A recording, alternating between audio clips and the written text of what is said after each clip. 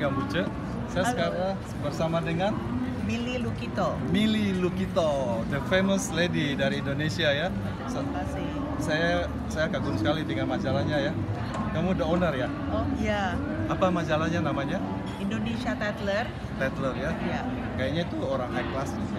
Oh ya, semua orang di mata kita high class, Gitu ya? termasuk Pak Buce. Waduh, termasuk Buce. Buce termasuk Buce. Juga Forbes ya, Dan untuk kita untuk Forbes. cowok-cowok ya, Forbes Iya, ya. iya, Forbes. Ya. Oke, sekarang bisa perkenalkan sedikit who is Milly Lukito.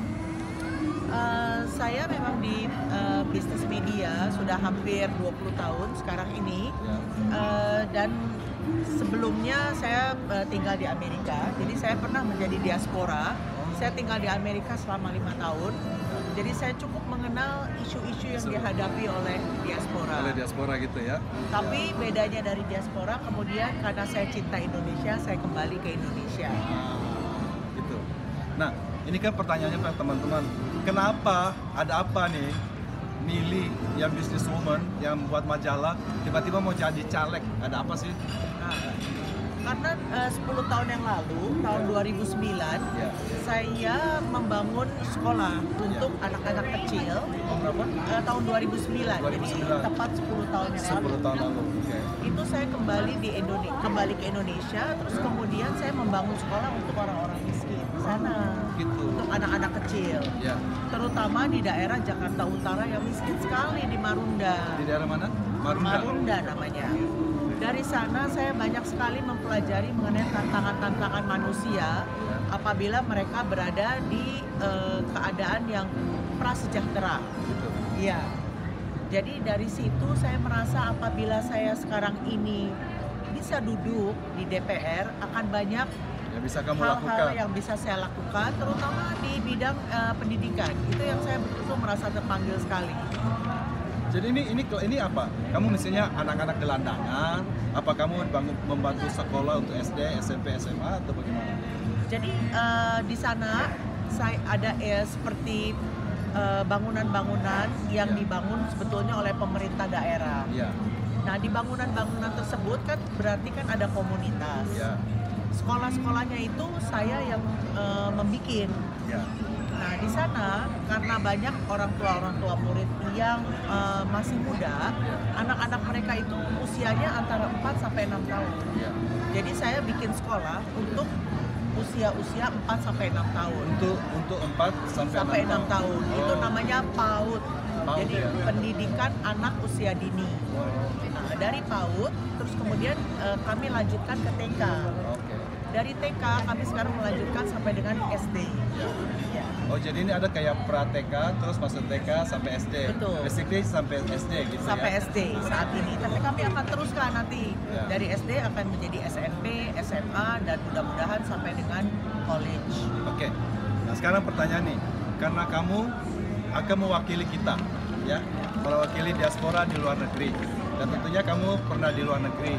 Kira-kira isu apa yang kamu akan bawa atau yang kamu akan terangkan tentang apa yang program kamu tentang diaspora ini? Mungkin diaspora begini ya, karena saya sendiri dulu seorang diaspora dan keluarga saya pun banyak yang diaspora. Ya. Saya tahu persis bahwa diaspora itu yang sekarang ada di luar negeri, Ya. banyak yang keluar dari Indonesia saat itu pada saat pemerintahan sebelumnya Pak Jokowi. Ya.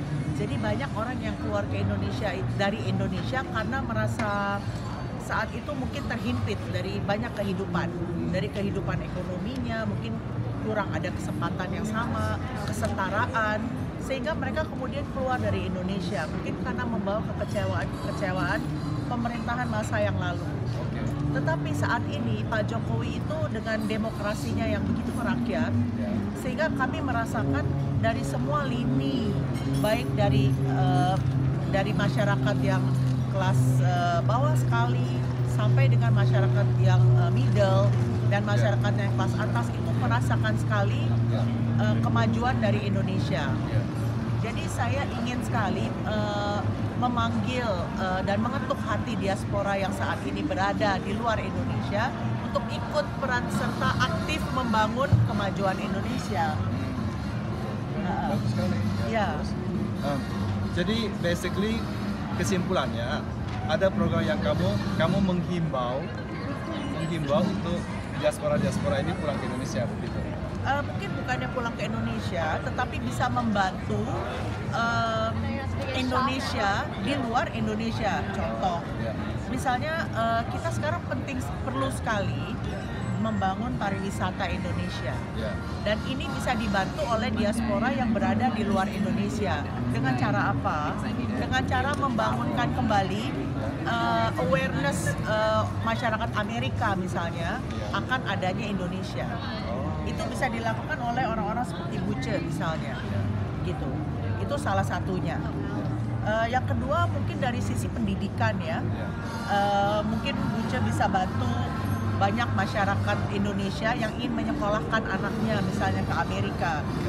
Mereka kan butuh friendly faces, ya. Nah, Buce bisa menjadi salah satunya. Jadi yang dulunya diaspora itu tidak ada kontak terlalu banyak dengan Indonesia, mungkin bisa mulai menjadi bridge kembali untuk Indonesia. Nah, begini, Mili ini orang terkenal. Gua ada lihat di Instagramnya, satu kali lu komen 10.000 orang langsung like. Wah, luar biasa ya. Jadi kamu mempunyai influence besar ya. Kamu mempunyai influence besar terutama di Jakarta ya. Jakarta, dan kamu mempunyai media. Kira-kira apa yang kamu ciptakan, apa yang kamu lakukan dengan media yang kamu punya ini? Contohnya kayak apa untuk merealisasikan kau punya visi ini? Bagi saya apapun yang kita punya ini harus merupakan vehicle untuk bisa membantu orang yang lain. Jadi media yang kami punya saat ini itu kami gunakan sekali untuk membangun awareness terhadap Yayasan Pansofia, yaitu sekolah yang kami buat di Marunda ini untuk anak-anak prasejahtera, dan juga kami punya another foundation yang namanya Yayasan Maria Lukito. Iya, Yayasan Maria Lukito itu adalah sarana untuk memberikan pendidikan bagi anak-anak yang advance education, jadi college ke atas. Jadi ada dua macam yang Maria Lukito tuh untuk yang older children, jadi 18 tahun and beyond. Apa yang dilakukan untuk bikin apa? Pelatihan kayak apa? Kita mengirim anak-anak yang prasejahtera umur 18 tahun yang ingin mengecap advance learning. Jadi kami mengirim anak-anak ke college. College-nya di mana? Di luar negeri apa Indonesia?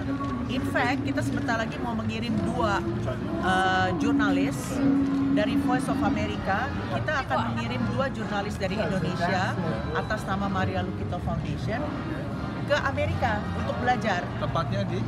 Tepatnya di Washington DC.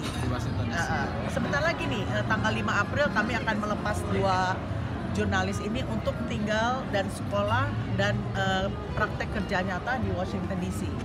Itu dilakukan oleh Maria Lukito Foundation. Kriterianya apa tuh? Kan kamu harus pilih, kan banyak kayak begitu kan banyak. Kamu kriterianya apa?